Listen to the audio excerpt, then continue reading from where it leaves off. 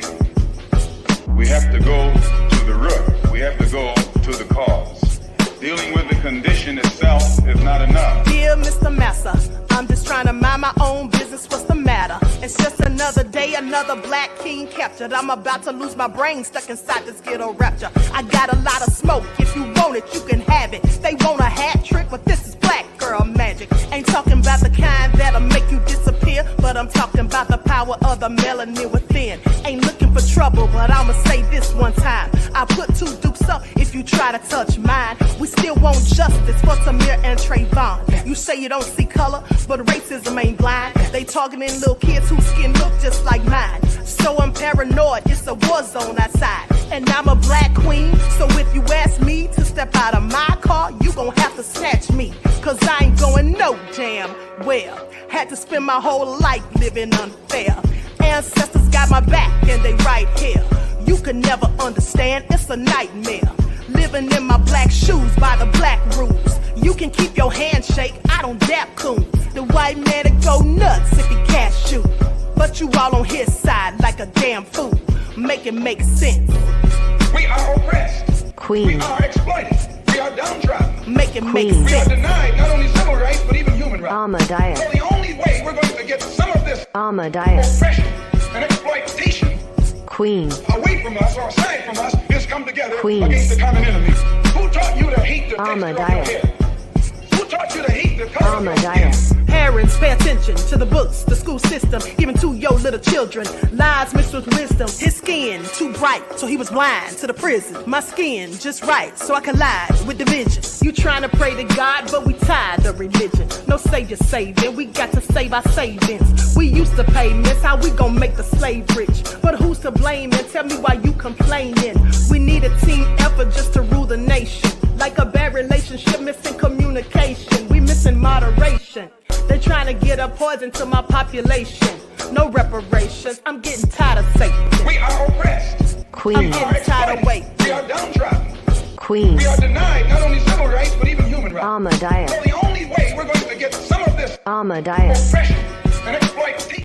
All right, hello everyone. Thanks for tuning in once again to the Queen Ahmadiyyah Shakur TV show. I'm your host, Queen Ahmadiyyah Shakur, and this is your second morning wake-up call. So as you're coming in, please feel free to go ahead and subscribe to the channel. If you haven't done so already, be sure to click that notification bell and click the word all, so you're notified each time the Queen Goddess goes live. Also, please double check to make sure you're still subscribed, especially if you have not been receiving notifications. With that all being said, let's get right into it. All right, OG Patrice, Timber Dan, Aeon, Juju B is in the house, Bithia, Nessie X. Juju said the queen is queening. Thank you. The Prince of Paraphernalia, that Crazy Beach Aries, Reggie says so let it be. Samantha Ford, love her. RG Titan, Timber Dan is here. Okay, so let's get into it. Everyone, please get those likes up. All right, Reggie said the undisputed queen of receipts. Thank you, beloved. Diane Nash and All Hell Nah are here. All right, so let's go ahead and get into it. Now, I apologize for being tardy. For those of you who were not on the main channel, I'm late because the live ran over. Okay, hey, Tarakeeta Sinadale, Warrior Queen Avil is here. All right, Miss Peaches, I see you. Okay, love her in the house. So let's get started. Let's get started. Now, first things first, let's talk about Wendy Williams. We already know Wendy Williams is in, pretty bad shape. And they did this documentary that was released, Where's Wendy? Even though The Guardian tried to prevent it from airing, but it came out anyway. But here's the thing that I found very interesting. You see, the judge that was residing over or is residing over Wendy's case and who assigned her the guardianship, well, she's under investigation, or she was. I'm sorry. Let me correct myself. She was once under investigation, and here's why. The New York judge overseeing Wendy Williams' guardianship was previously under investigation over what reporters described as a concerning link between her guardianship cases. Please pay attention. Okay, several sources are revisiting a January report from WABC, which detailed a 6-month probe into Manhattan judge Lisa Sokoloff over campaign donations she received from attorneys, law firms, and other parties.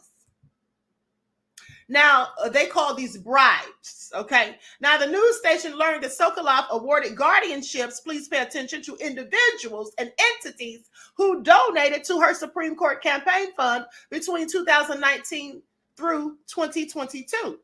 The judge received $5,720 in campaign donations and granted 62 appointments in 2022 alone. And this is according to public records. Sokolov appointed estate administration attorney Sabrina Morrissey as the former talk show host Wendy Williams' guardian after Wells Fargo froze Williams' financial accounts in 2022. The investigation found that Morrissey didn't make any donations to Sokolov, but the Manhattan judge awarded several guardianship appointments to the lawyer that same year. Sokolov also revoked power of attorney from Kevin Hunter Jr., who is Wendy Williams' son. So she took the power of attorney from her son.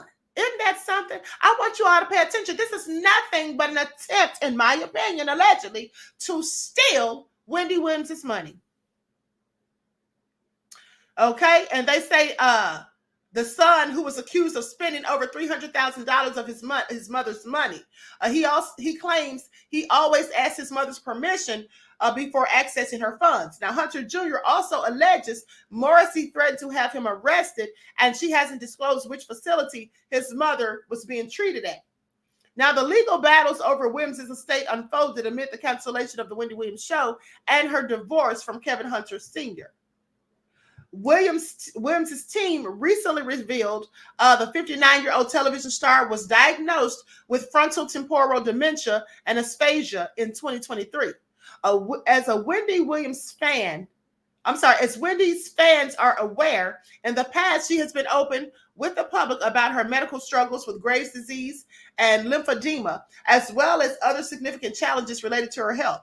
Williams' team said in a statement obtained by Page 6, the announcement of Williams' diagnosis dropped days before the premiere of her Lifetime documentary, Where is Wendy Williams? Sokolov approved the documentary's airing after Morrissey filed a lawsuit to block the release.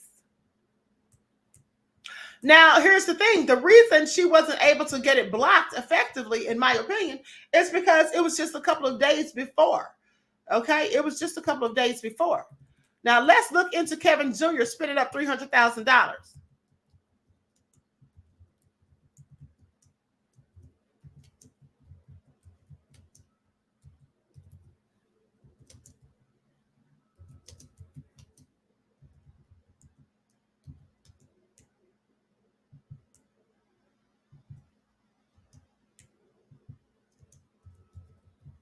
Okay, so here's what it says. Wendy Williams speaks on, hold on. Wendy Williams' son claims dementia diagnosis is alcohol-induced amid allegations that he spent $100K of his mom's money on Uber Eats. Say what? I'm sorry, this has to be foolishness. Who can spend $100,000 on Uber Eats? Queen Sam said, could it be that he was reported to be on synthetic marijuana? I don't know, honey. I don't know. But let's get into it. Because on Uber Eats, please make that make sense. Wendy Williams' son, Kevin Hunter Jr., revealed more details about the media maven's progressive aphasia and frontotemporal dementia diagnosis on the debut of Lifetime's Where's Wendy Williams. But he's receiving harsh criticism from folks who think he's financially taking advantage of his ailing mom. So in a shocking documentary, Kevin Jr., age 23, revealed that the 59-year-old's battle with both conditions was spawned by the frequent alcohol use over the years. According to Kevin, Williams was drinking so much that the alcohol affected her headspace and her brain. This is all sad. The Ask Wendy author initially became aware of her brain damage in 2019 during her stay at a Florida rehab facility. But it wasn't until 2023 that she received the official diagnosis of dementia and aphasia. Now, during an interview with The Sun, an insider revealed that a brain scan was conducted during Wendy's time at a rehab facility in Delray Beach, Florida. The source claimed that a neurologist met with the star, her son Kevin, and her then husband Kevin Hunter Sr., pleading with her to get healthy and sober. And so Radar Online points out that, they report that at one point in the Lifetime documentary, Wendy's nephew, Travis Finney, was asked about any family possibly exploiting Wendy. And that's when Wells Fargo's battle with the talk show host family was detailed. As previously reported, the bank has accused Williams' family of financial wrongdoing. But according to her son, Kevin Jr., it's all just a big mix-up. He says, when my mom was living down here, as one can imagine, it's not a cheap lifestyle. This is what Kevin Jr. told the production of the documentary about his mom living in a Miami wellness facility. He said, the court tried to frame it as though I was making all these charges for my mom's happiness. My mom has never been a cheap person, so whether to be flying her back and forth on private planes or even paying for appointments, it was all under one American Express. To put it into perspective, Kevin's birthday party that his mom threw was $120,000. Wendy's nephew Travis Finney explained. Kevin's rent was $80,000. Kevin's Uber Eats probably exceeded $100,000. That's what his mom approves. What? $100,000 for Uber Eats? I was hoping that was a typo or an exaggeration, but clearly. And $80,000 for rent? Well, where does he live? So goes on to say, so for them to have a court case and ripping him away from taking care of his mother is very questionable. This is what the cousin said. Developing, they say Wells Fargo froze Wendy's account due to her son Kevin's suspicious transaction, which include $120K birthday party, $100,000 Uber Eat orders, and $80K for rents. It's almost 3 a.m. and I'm not lying in bed fully awake trying. Hold on. It's almost 3 a.m. and I'm lying in bed, almost fully awake, trying to figure out how a person spends $100,000 on Uber Eats. Hashtag where's Wendy Williams. Now, this is what someone posted on social media. And then someone else says, I don't see a woman who did her own grocery shopping at the height of her career approving $100,000 for Uber Eats. Let me say something. Ain't nobody spend no $100,000 on Uber Eats. Now, Kevin Jr., what did you really do with that money? Because I have a whole lot of questions. $100,000 for Uber Eats. Wells Fargo might be the only one with sense. That's what someone else posted. So, I'm sorry. I didn't know that he was doing such foolishness if this is all true. But his mom worked hard for her son. That's her money, not theirs. Exactly. Queen Sam said, so she didn't teach him how to cook, didn't have a cook. Oh, honey, I'm sure he knows how to cook. And even if not, a chef, a private chef coming to your home to cook for you for a week wouldn't cost $100,000. Please pay attention. What is really going on here? What is really going on with Wendy's money? And that's why she's been taken away from him, obviously. That makes all the sense. But nonetheless, Wendy also allegedly, that the Guardian stole money from her. Juju said the son is a raccoon. GL said fine dining Uber Eats. Okay, what were they eating? Queen Sam said, that's what I'm saying. Synthetic weed. Okay, so anyway, this is all crazy, honey. But let me go to what Steve Wilkos had to say. Because Steve Wilkos, if you all remember him, he had his own show some years ago. He's friends with Wendy. And he said he was very concerned for her after he watched that documentary. How many of you saw the documentary? Once in the chat if you watched it. I didn't see it. Claudette said eating good. Okay, Juju B said the son is a fool, has nothing in his name but Uber Eats receipts. Yeah, all crazy. So some of you saw it. I haven't watched it yet. Hopefully I'll get to see it soon. But here's what Steve Wilkos had to say about Wendy.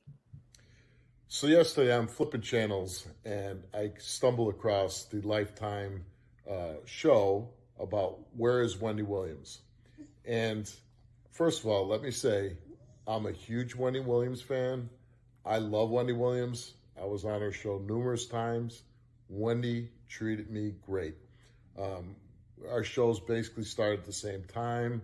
I was a big fan of her show, so I'm all in Wendy Williams' corner. But when I watched last night on that show, it disturbs me because I doesn't think it does any good for Wendy. Doesn't make her look good. She's obviously has big time struggles, medical conditions, and addiction. And what they're showing is somebody is not protecting her. It doesn't put her in a good light. I don't see how this serves any purpose at all. She should, her manager talking about, is she ready to do a podcast? She's ready. She's been doing this for 20 years. She's no position to do anything. Interviewing. She should not be interviewing anybody. So before you start talking about putting her back out in the public, you should be getting her help, making sure she recovers fully and that she's able to do it. Because I got to tell you, I was disturbed and I'm saddened by, I feel people using her. They're not protecting her. And I hope that somebody close to Wendy says, hey, we shouldn't be doing this. We got to get her help and put an end to this nonsense. So we're all praying for you, Wendy.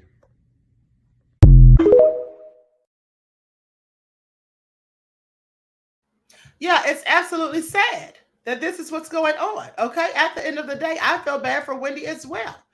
So everyone, please get those likes. So please like and share. Now, he did a part 2 to the video, which I'm going to go to in a moment. But in the meantime and between time, let me just give a shout out. Hold on, beloveds. Let me just give a shout out to Prime One saying, drop that fire, Queen, and giving a super chat donation. Thank you, beloved. I really appreciate you. Okay. Peace, love, and blessings. Thank you for the donation to the channel. Now, with that all being said, let's go to part 2 of what he had to say, because, you know, I'm concerned for Wendy too. It seems like everybody just wants Wendy's money and that nobody seems to really care about Wendy as a person. Now, if her son spent $300,000, and I'm sorry, $100,000 of it supposedly, allegedly on Uber Eats, yeah, I'm not buying that. I'm not buying that. If you had a whole party at your house and ordered Uber Eats for everyone there, you wouldn't spend $100,000, okay? In most cases, this is all nefarious. But let me go on to the second part. I digress. So this is a follow-up to the TikTok that I posted about Wendy Williams this past Sunday, a couple days ago.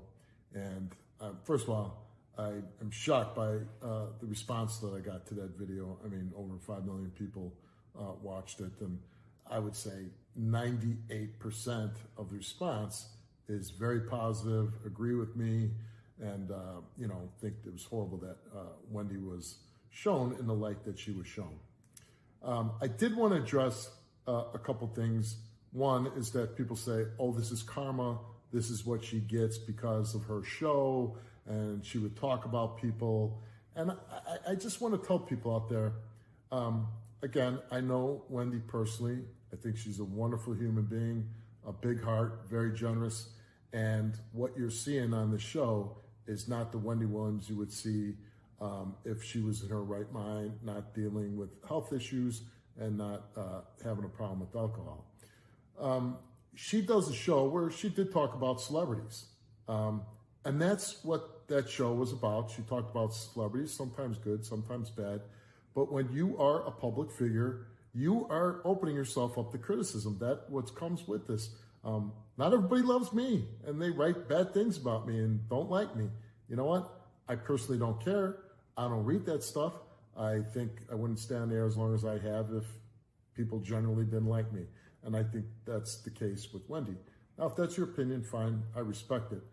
But it's not karma, because Wendy didn't show anybody at their lowest with a camera and showing them struggling with their health issues or addiction dealing with medical issues, putting them in a very bad light, showing, physical ailments that nobody really wants to see.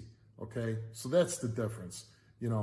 Wendy should not be exposed like this to the public. You want to say, hey, she lost her show because of medical issues. You want to say, hey, good riddance, she's not on air. That's fair. But to have somebody at their lowest and being put on camera like that, when I don't think she really knows what's going on, I don't think that's fair. Again, if you don't like Wendy, I respect your opinion. But as far as karma goes, no, I don't agree with that.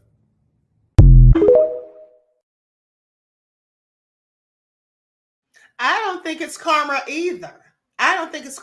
Now, when we talk about Diddy, the things that are happening to him at present, well, that is karma, in my opinion. That's absolutely karma for all the dirt that he's done. Okay, but at the end of the day, Wendy was just doing her job. She wasn't hurting anyone.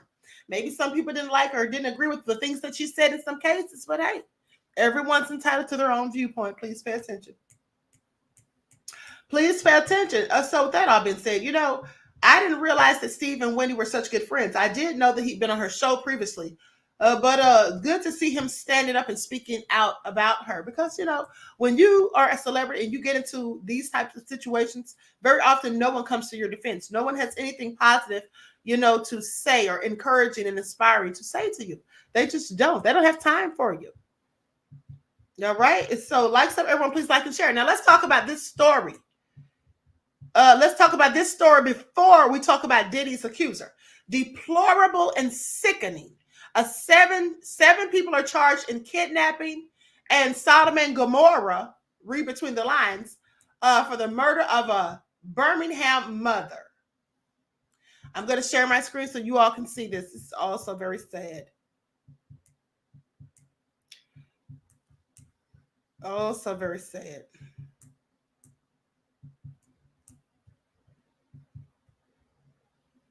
In a young mother's deadly kidnapping. Thanks for joining us at 10. I'm Guy Rawlings. And I'm Sherry Falk. Mahogany Jackson's body was found earlier this week in the Powderly neighborhood. BPD says that 7 people have been charged with her murder. WVTM 13's Gladys Bautista has the latest. The facts of this case are deplorable and sickening. Saddest of all, they were made public by the suspect's decision to videotape portions of this horrific act. Strong words from Birmingham Police Chief Scott Thurman Wednesday as he announced the arrest of these 7 people in the death of 20-year-old Mahogany Jackson. All of these individuals were acquaintances, that they were not strangers to one another. And disturbing new details of what took place before Jackson was killed. We have determined that Mahogany was a victim of sexual assault with murder and kidnapping. The ordeal beginning on Sunday when Thurman says Jackson sent the family member a text message saying she had been kidnapped. Our investigators spent all day out, most of that night, trying to locate her, following up on leads to see where she could be and things of that nature. And then, unfortunately, a few hours later, we received information of where her body was. Early Monday morning on Laurel Avenue in the Powderly neighborhood is where the missing persons case became a murder investigation after Jackson was found shot. But Thurman credits Birmingham residents with what happened next. With assistance from the community, detectives were not only able to locate Mahogany Jackson's body, but detectives took 7 suspects responsible for Mahogany's murder into custody within 48 hours of this investigation. Now, Giovanni Clapp, Blair Green, Francis Harris, Tasia Lewis, Sanaya McCall, Jeremiah McDowell, and Brandon Pope all sit behind bars. All are charged with murder, and 6 of the 7 also face charges for sodomy and kidnapping. There's videos of some of these heinous acts taking place, and that's something that was a pivotal piece of the investigation. The tragic end of a horrific ordeal for the young mother and her family, who police say organized a search party before officers found her body. Thurman now hoping these arrests send a message. This is the outcomes that we can have when we all work together. We can get these people off the street very quickly to ensure the safety of everyone in Birmingham when we all work together and information is shared. Gladys Bautista, WVTM 13. And police say all of the suspects are being held without bond at the Jefferson County Jail. As they should be. This is absolutely so sad and deplorable. Now, why would they do something like this? They had to have already been plotting on this poor woman. This is all crazy. And she has children too that now will have to grow up without their mother. And they recorded it. So not only did they assault her and do these horrible things, they recorded her. And I'm sure she knew that she was being recorded. And so how humiliating is that in the last moments of your life specifically? This is all so sad and clearly nefarious. Now, let's talk about these little black British kids and how some of these conservatives want to have them shipped right back to from whence they came. And, well, why is that? Why is it that they want them shipped back from whence they came? Let's get into it. Like up, everyone, please like and share. Thank you in advance.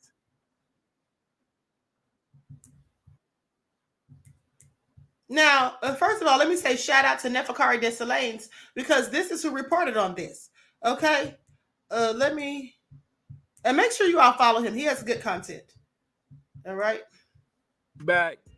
We back. Now, today we got a funny video. Now, it seems that the anti-immigration rhetoric has been sweeping the globe.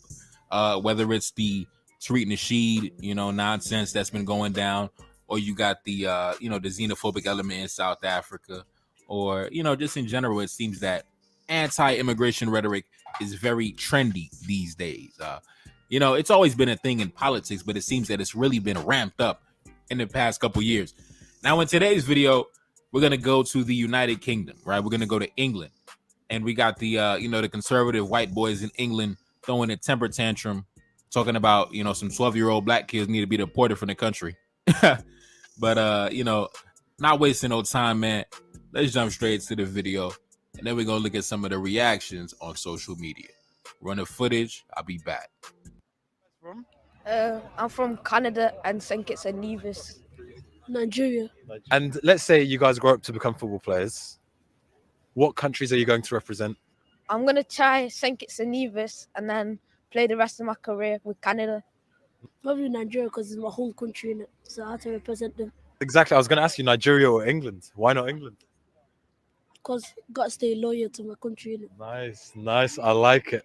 I say stay loyal and, represent the countries of your people that have raised you instead of the people that you lived with.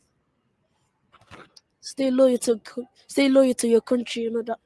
But yeah.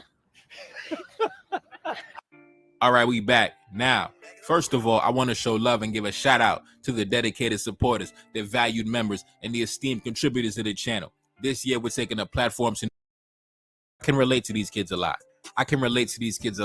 And in fact, when I was their age, I wanted to be a professional, football player, back in the day, soccer player, but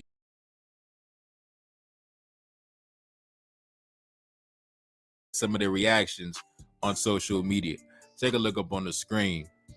This person said, I don't hate them, but the simple fact is that they must go home. We do not want you here. Deportation now. This person said, these kids know they're not British. Does it bother them? No, not in the slightest. So why are you, as a Brit, claiming them as your own? This person said, this just proves that multiculturalism and diversity is a crock of shit. Immigrants do not want to integrate. They want to stay loyal to their roots. They are not Brits. This person said, the problem with allowing mass immigration. Immigrant kids are raised to stay loyal to their place of origin and not their new homeland. I mean, as somebody who could qualify as one of those so-called immigrant kids that have more of a cultural attachment to my ancestral roots and my forefathers than some white men in North America, I can relate to these kids a lot.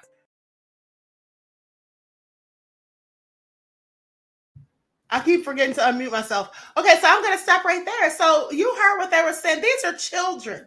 And they're saying they know they're not Brits. Why are they here? We don't want them here. They must go home now. I just want you all to pay attention. This is all so crazy, but this is what they do. And then it's so interesting that people can come over here to this country and get all sorts of benefits and reap rewards. You see, and in fact, we can't. We've been here, born here, and will likely die here. Please pay attention. All so crazy. All so crazy as far as I'm concerned. Now, with that all been said, so they say Bishop Wooden calls out black churches for celebrating Fani Willis. Have you all been following Fani and the whole legal battle that's ensued? Let me get this video queued. Okay. Now, please pay attention. I'm not going to play the whole thing. Reggie says, I don't like the word diversity or natural. Multicultural. Multiculturalism. Right. They use them to divide. Yeah, well, you know, they have a perpetual system of divide and conquer, beloved. They want to keep us all spread across the globe, bickering amongst ourselves. And argue that it's race, argue that it's this and that. One argument was, Lord, you forgot to tell me. I didn't know God forgot. My favorite bishop is back. Bishop Wooden. Now Bishop Wooden is talking about how in the world standing in the pulpit. And the qualification had to be something other than being an attorney or someone in the news or someone, you know, who may be prosecuting somebody you don't like. But how do you stand up in the pulpit and argue that it's race, argue that it's this and that? One argument was, Lord, you forgot to tell me. I didn't know God forgot.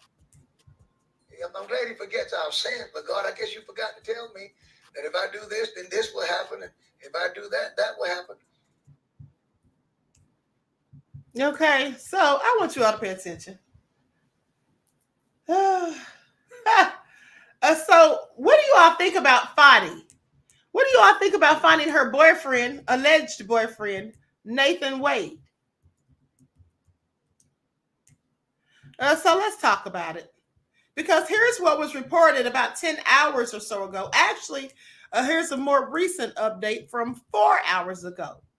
So here's what they say. Fani Willis hearing closing arguments set in effort to disqualify DA from Trump election case.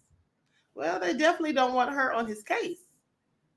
They definitely don't want her on his case. And it says, after days of extraordinary testimony, the judge in Georgia's election interference case against former President Donald Trump is set to hear closing arguments on Friday over whether Fulton County District Attorney Fani Willis should be removed from the prosecution over a romantic relationship with Nathan Wade, one of the special prosecutors on the case. Well, that may be unethical or what have you, but aren't there these politicians out there and, you know, these DAs and all that stuff who engage in corrupt, nefarious practices, who withhold information and all sorts of things? I do know that at one point, I had a professor, I had a professor who specifically talked about all of the shenanigans that go on in prosecutors' offices. Okay? So with that all been said, a lot of these things that they're going in on Fani about, well, these things happen every day, allegedly, with some of the people that don't look like me. But anyway, goes on to say that lawyers for Trump and co-defendants in the election case argue that Willis's romance with Wade has created a conflict of interest. They say Willis paid Wade large sums for his work and then improperly benefited when he paid for vacations for the two of them. Now, what do you all think about that? And they also say Willis and Wade acknowledged that they had a personal relationship, which they say ended in the summer of 2023. Okay, but they have argued that the relationship does not create a conflict of interest, and there are no grounds to dismiss the case or remove it from the prosecution. So, how many of you think that Fani should be taken off of the case? How many of you think that she should be? One's in the chats. Riley says, lady, your name is... Hold on. Where did that comment go? Roddy says, lady, your name is Fan. Stop lying. You live down south. Talking about her name is Fani. LOL. Okay, now Tawana says she interfered in his marriage. No church should be defending her or him. I agree. I agree, beloved. I agree. But nonetheless, now we know that the people that don't look like us engage in these sorts of things on a regular basis. But it's interesting how they always point it out when somebody who doesn't look like them does it. Okay, that's all I'm saying. Right? It's all nefarious. And I'm no fan of Fani's. Not at all. I'm no fan of Fani's. Pay attention. And so Reggie said, leave Fani alone. Okay? What did she ever do to any of you haters? Now, it goes on to say that since the relationship was revealed by the attorney of Trump co-defendant Michael Roman in early July, the subject has dominated the court's time and the public's attention. Merchant's motion alleged Willis and Wade were already dating when she hired him as a special prosecutor for the election case in November 2021. Lawyers for Roman, Trump, and some of the other defendants in the election case repeatedly tried during last month's hearing to prove the prosecutors were not being fully truthful about their relationship and how it began. So, yeah, of course they weren't being fully truthful. I mean, some of the stuff they were being asked was none of their business as far as I'm concerned, and really shouldn't have had any bearing on the case. Okay, so I just thought it was all suspicious. That's what I thought. That's exactly what I thought, that it was all nefarious. Okay? So with that all been said, hold on, beloveds.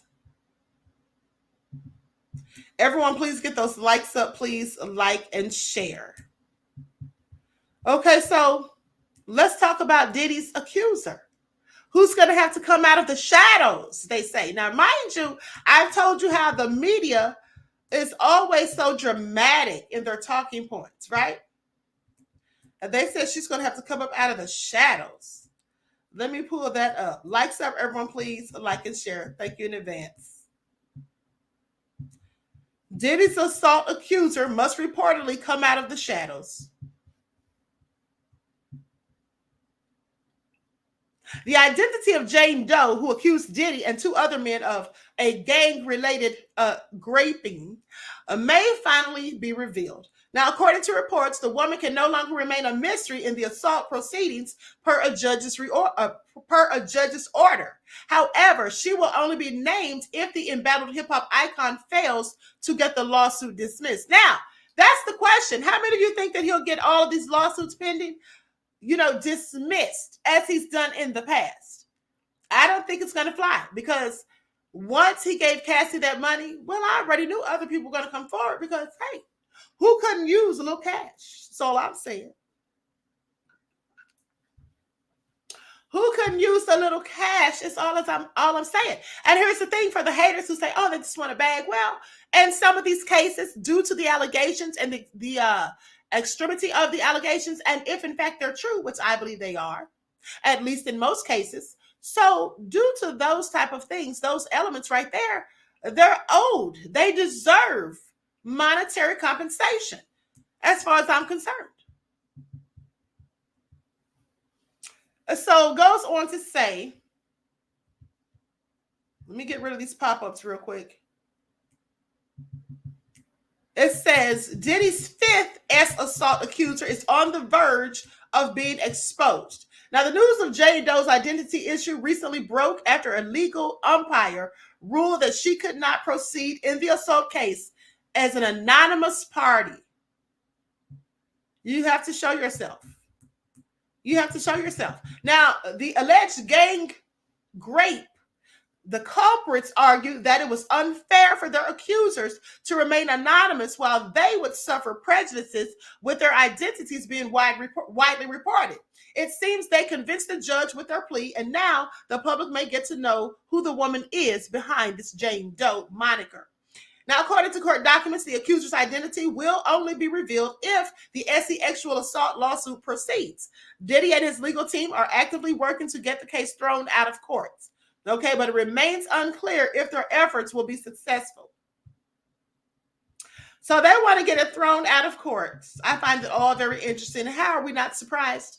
Okay, did they run out of funds? Didn't their insurance company give them the axe months ago? Now, according to court documents, the accuser's identity will only be revealed if the lawsuit proceeds. And by the way, they say that the lawsuit was filed against the record producer last December, claiming that he and two co-conspirators gang raped her and all of that when she was only 17 years old. She's the fifth woman to accuse Diddy of terrifying behavior. However, he vehemently denies all of the claims. Oh, of course he does. I mean, what else would we expect him to do? This is the same man who allegedly let his own artist and protege at the time go to prison for a decade behind his own BS. Now, I said that's allegedly. So Diddy, don't try to sue me to get your funds to pay people that you owe. Okay? Now, Diddy broke his silence about the incident. And, you know, we already know what he said. He came out trying to tell us he didn't do it. And everybody's just going against him and all of that. Now, the plaintiff's decision to wait more than 2 decades to file her complaint has prejudiced the defendant. And this is what they're arguing, as he has lost the ability to defend himself fully and fairly in this action.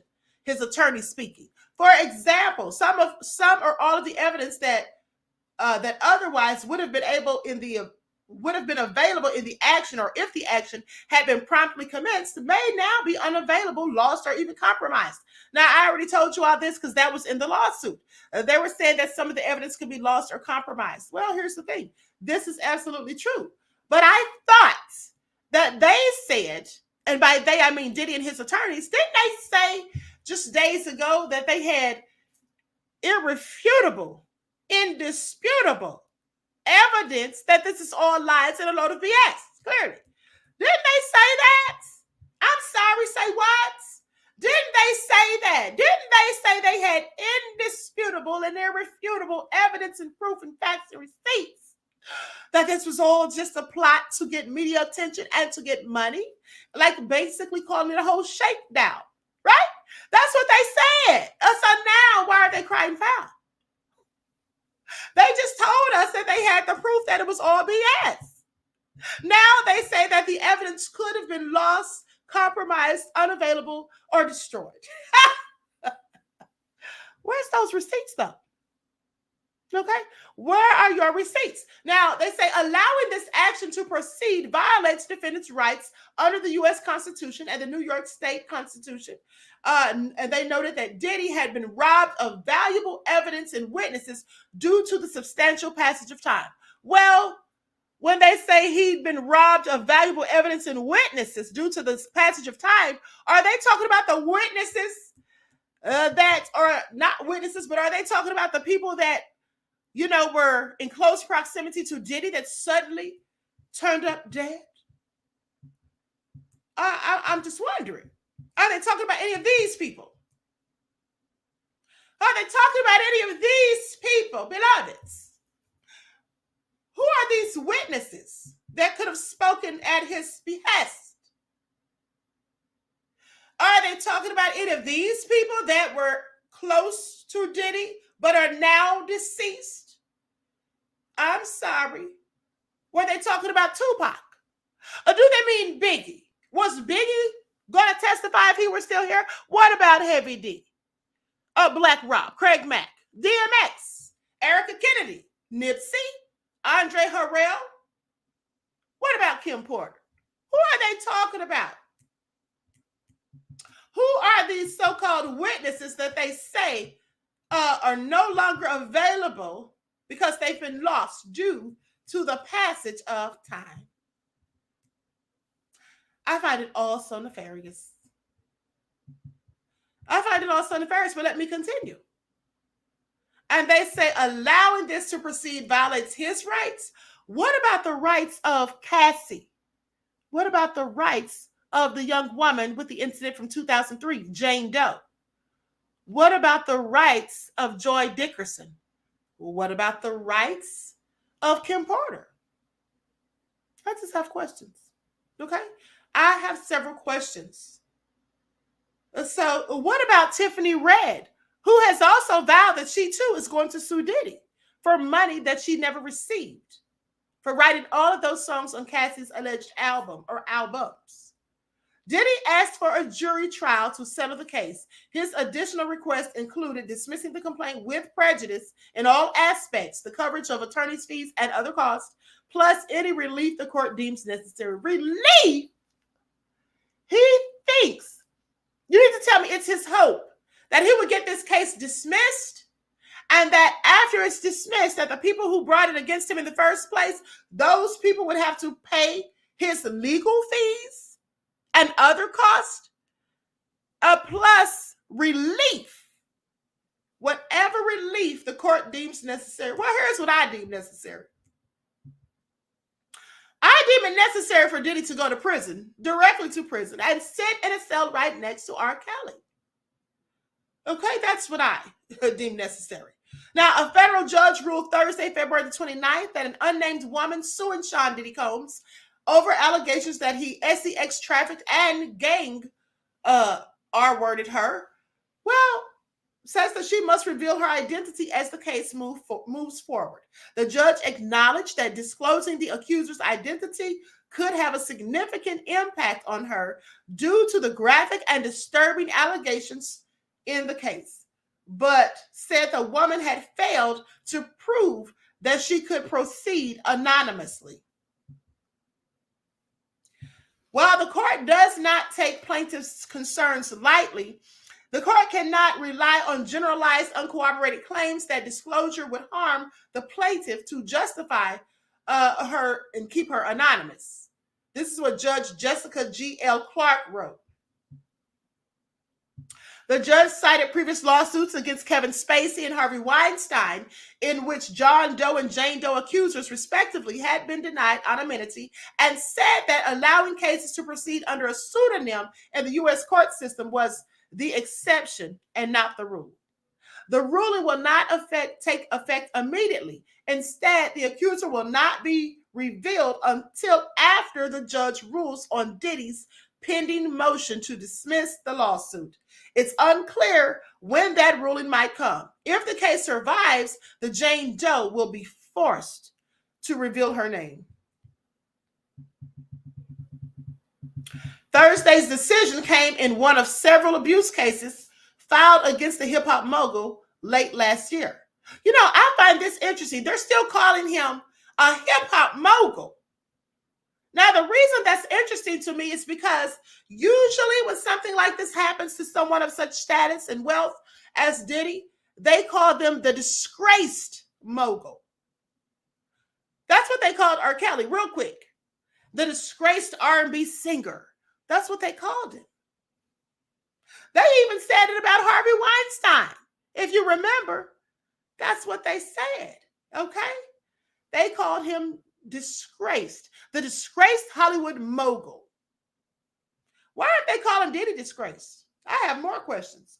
They just say filed against the hip-hop mogul late last year. They didn't say anything about him being disgraced. And see, here's the thing. You don't have to be proven guilty for them to say that you're disgraced, okay? You just have to have things come out about you which are absolutely nefarious and clearly should be a disgrace. But anyway, I digress. Now, they go on to say that bad boy President Harve Pierre plied her with illegal substances and alcohol before SAing her in a Manhattan recording studio when she was a high school junior, right alongside Diddy. This is what it alleges. Combs has strongly denied these allegations, saying, "I did not do any of the awful things being alleged. I will fight for my name, my family, and for the truth." Last week, he formally responded to the lawsuit, arguing that the allegations are fictional and violate his constitutional rights to due process. What? They violate his constitutional rights to due process, is what he said. Now, for months, the two sides have wrangled over whether the Jane Doe accuser could proceed anonymously, but she argued that the media attention she would face would result in fresh trauma, adding to what she already allegedly has suffered.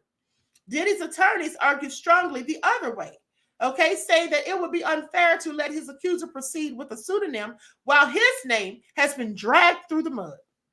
I'm sorry. And why has his name been dragged through the mud? Well, at its own doing, clearly. Now, on Thursday, the judge sided clearly with Diddy's argument, ruling that she had failed to show the kind of particularized harm or current vulnerabilities that might necessitate such special status, and saying that although this case involves highly sensitive allegations and Doe has not publicly revealed her identity, all other facts weigh against plaintiff's motion should this case survive Diddy's, the defendant's dispositive motions. Okay, so that's what the judge wrote. I can tell you right now, there's not a snowball's chance in HEL double hockey sticks that Diddy's going to get this dismissed. It's just not going to happen. That Crazy Beach Era said it ain't got no evidence to clear his name. Well, they said they had evidence, right? Isn't that what they told us? So where is it? Clearly they lied. Okay, clearly they just made it all up as far as I'm concerned. I mean, I don't think they would be going through all of this if they really had that hardcore evidence like they tried to make us think. And as I told you on yesterday, the only thing they seem to have had evidence of is the fact that one of the people who was alleged to be underage was in fact Justin Combs' girlfriend, and the other woman said that another woman, shall I say, said that she was one of the people in the video or in the screenshot. But who is this woman? What's her name? And why hasn't she come out and spoken publicly? I'm sorry, just like Natanya Rubin did. So I have questions. Now, is Diddy or his attorneys, are they paying people off, to go a certain way? I mean, it's not like it's unfathomable because these things absolutely do happen. Reggie said it would have to freeze over before Diddy gets out of this. Right. Exactly. And so I just find it all nefarious, beloveds. With that all being said, I'm going to conclude this broadcast. I want to thank you all for tuning in once again. Before I go, I want you all to see this, though. Before I go, I want you all to see a clip of this. I'm not going to play the whole thing. It's like 12 minutes. But this is what I want you all to see because I thought this was so cute. All right? I thought this was so cute. Please pay attention. Now, this little monkey is just so smart and, quite frankly, adorable. Made me want to go out and buy one. But clearly that's not going to happen because I don't have time to be taking care of a monkey. Okay? I don't have time for it.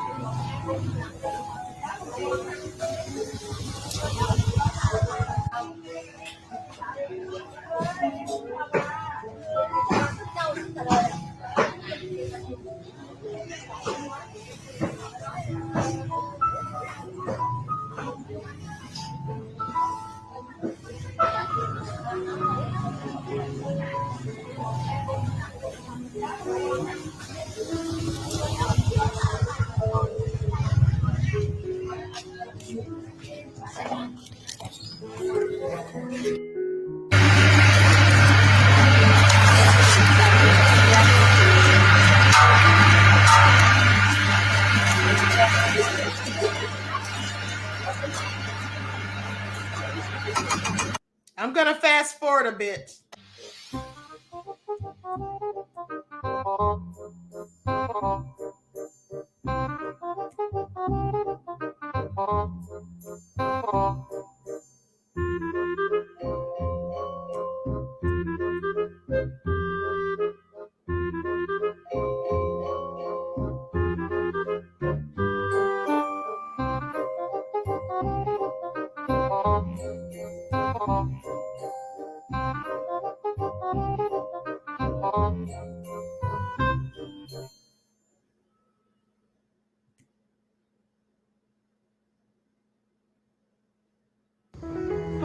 Thích đi về hả con? Sao nào? Sao nào? Hả? Ba con ốm hả? Con về nấu cháo cho ba hả? Để mẹ lên mẹ nấu cho nhá. Rồi đi lên này, đi lên này đi mẹ nấu nào.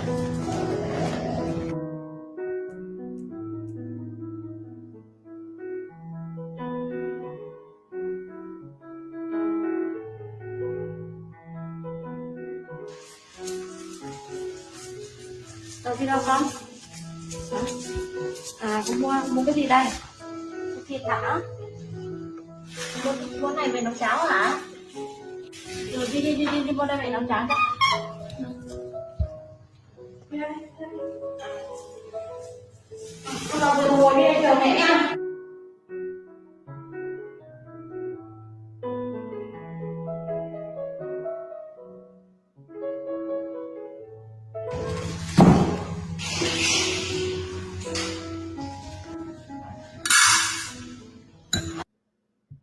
Con tí rồi.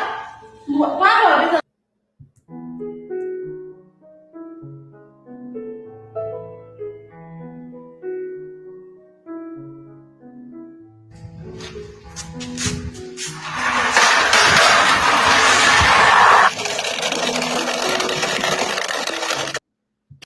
Ở đây hả?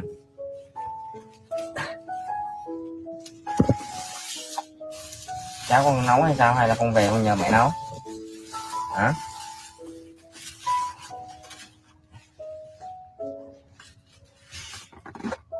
Ngon thế. Các bạn ăn mấy bà uống thuốc nha.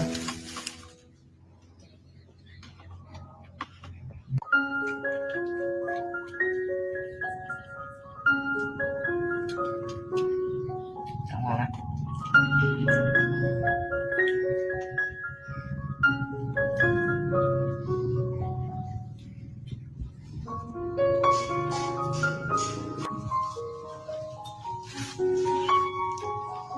Cảm ơn con nha.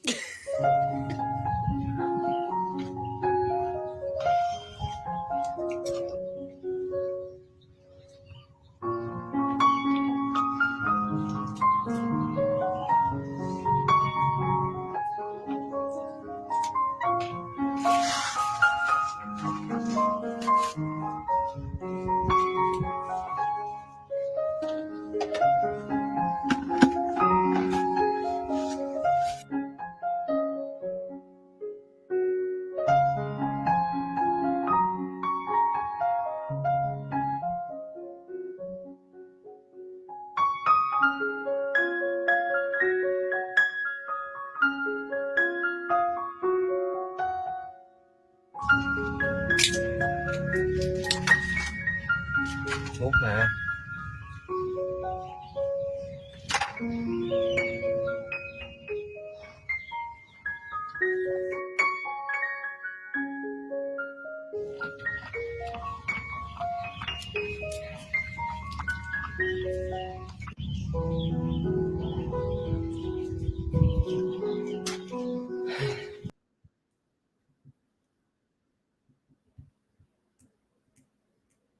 Now, first of all, he was low down for not giving the poor little monkey any of that food. The lady made the porridge for the monkey. The lady made that porridge for the monkey, and his little low down self didn't even give the monkey a bite and brought him his medicine. Queen, I'm glad you're ending on a happy note this week. This has been one hell of a Black History Month and the fierceness of it all. Yes, it absolutely has. It absolutely has. Oh, hell no. I said, where's that baby's meal, you heathen? Exactly. Okay, gonna give him some water. He could have at least saved him some of the porridge. He had the nerve to put the lid on it so he can have it for himself for later. After all that hard work. I mean, the nerve of him.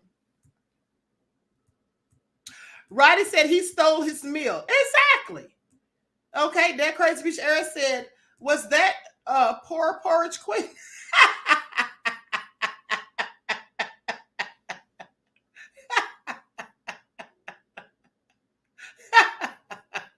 Not poor porridge. Hold on. Stacy said, I would not want his lips touching mine. Okay.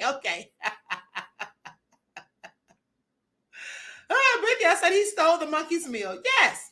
Principal Paraphernalia said that's monkey abuse. Gloria said that's his slave. Y'all are terrible. I just wanted you all to see how smart the little monkey was or is. Okay? I mean, he went and purchased the food, then took it to get it ground up, and then took it for someone to cook and all of that. Okay? That crazy bitch Eric said it was adorable and nasty at the same damn time. John Ford said it just goes to show how they treat Black people all around the world.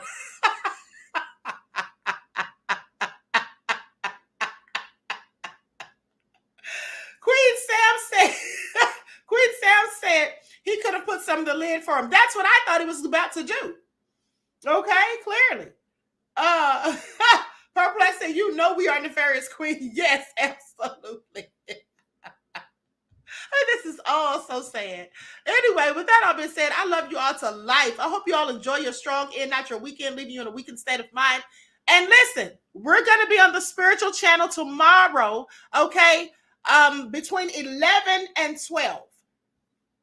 We're going to be on the spiritual channel tomorrow between 11 and 12 for our trivia and all of that. And then for those of you who have the higher frequency memberships, we're going to have the master class. The master class is going to be on Sunday. Okay, it's going to be on Sunday. So with that all being said, I wish you all love, peace, and light. Each one teach one. That's how we grow and thrive. Do something productive, constructive, but never destructive. And always remember, beloveds, to keep the Most High first in your lives. Peace.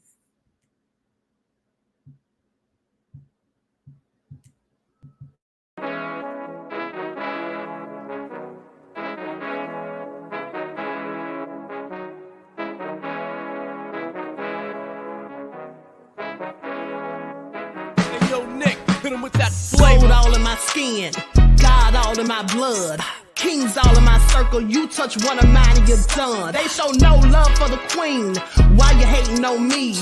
Is it cause I'm free and I got Malcolm X in my jeans? I got dreams like King Luther, shed blood like Kunta. You ain't helping my people, I ain't got nothing to say to ya. I want all the smoke like hookah. Talking reparations, America won't be great until they give us compensation. I'm like, I'm the hottest right now. That's See right. a bunch of lames out here trying to jock on my style. They be doing too much. I'm the queen, it's too easy. It's like they all at Popeyes, how they be talking so greasy. Real slick. I just sit back and laugh while these haters get madder. So nefarious how they don't want my pockets with cheddar. I tell them they can do better. These snakes in the grass can leave a bite on your ass, cause y'all be trusting too fast. I got my foot on the the gas, other one on they necks. Dropping receipts on haters, you better show some respect. I'm never facing regrets, we only facing the threats. Running through every challenge like a relay, break no sweat. It's a cold game, so I got that blanket with me.